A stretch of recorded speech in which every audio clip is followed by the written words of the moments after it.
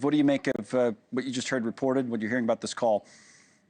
Well, I think what I'm hearing is that there is a partial ceasefire where neither side will attack the energy infrastructure nor infrastructure such as oil wells, such as hopefully blocks of apartment buildings. But I think what I'm hearing is something much larger than just what the focus is in Ukraine.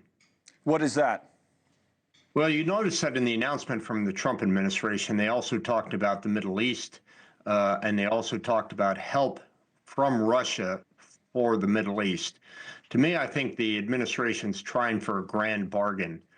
Peace in Ukraine, potentially on Russia's terms mostly, in exchange for help with from the Russians with the Iranian nuclear program, its malign influences in the region, and possibly even help with the Abraham Accords. So something much, to your point, bigger, and grand bargain's that's a term we heard some years back. So how might that develop itself, and do the developments last night, Israel, restarting things in Gaza with those airstrikes, have any impact? I mean, how do you see the whole thing coming together then?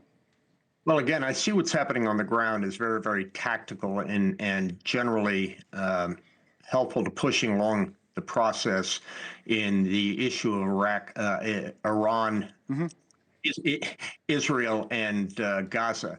But again, you don't put out a press release the way that the Trump administration did and as coded as it did without an understanding. They're looking, to my mind, for something much bigger than simply ending the war in Gaza. Okay, is this, you go back to the tablet again for our bullet points about what was on the table in the call, the 30-day ceasefire. Again, it's energy infrastructure only, not across the board, but the possibility of a maritime ceasefire in the Black Sea. And they talk about working towards a full ceasefire and permanent peace with Ukraine. Now let me go to the Kremlin and see some of the wording here that was translated, saying that it was emphasized the key condition for preventing the escalation of the conflict, working towards the resolution through political and diplomatic means, should be the complete cessation of foreign military aid and the provision of intelligence information to Kyiv. So how does that work into it? Because coming into the call, we did see reports that's what Putin really wants here, is that if you're going to agree to anything for 30 days or whatever it is, no foreign military aid in that interim.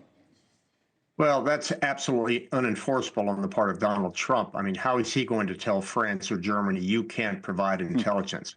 What's the leverage that the president of the United States has over Germany and France? Well, we do provide them some intelligence, and it may be that the United States won't provide the best intelligence to those two countries and to Ukraine, but I'm not sure how you stop NATO in its entirety from and non-NATO countries from giving what they've got to Ukraine.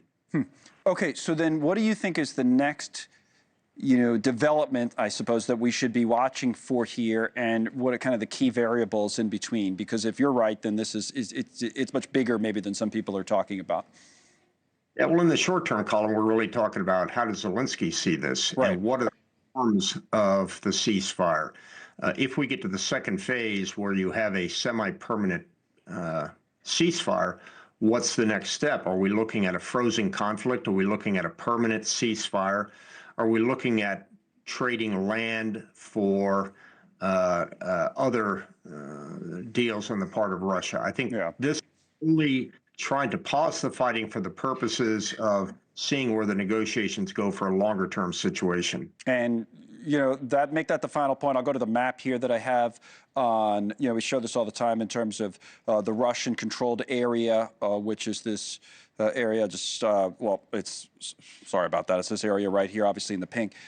When you talk about land, so the president was hinting about this in his comments earlier about how much would have to be given up. And what's your best sense of is it what Russia's taken, it will end up controlling in all of this? Do you have a sense of where this is all going? Or?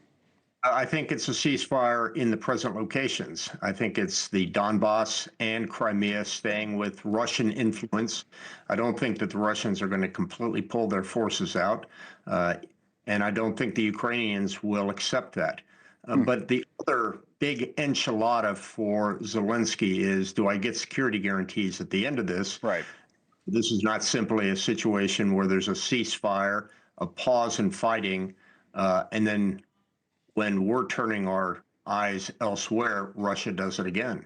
Of course, that's always been the concern. All right, thank you, General Kimmitt, and interesting, to bring up to read in between the lines as you do with the Middle East. So thanks so much for watching. Just go to joinnn.com to find NewsNation on your television provider, and don't forget to click the red subscribe button below to get more of NewsNation's fact-driven, unbiased coverage.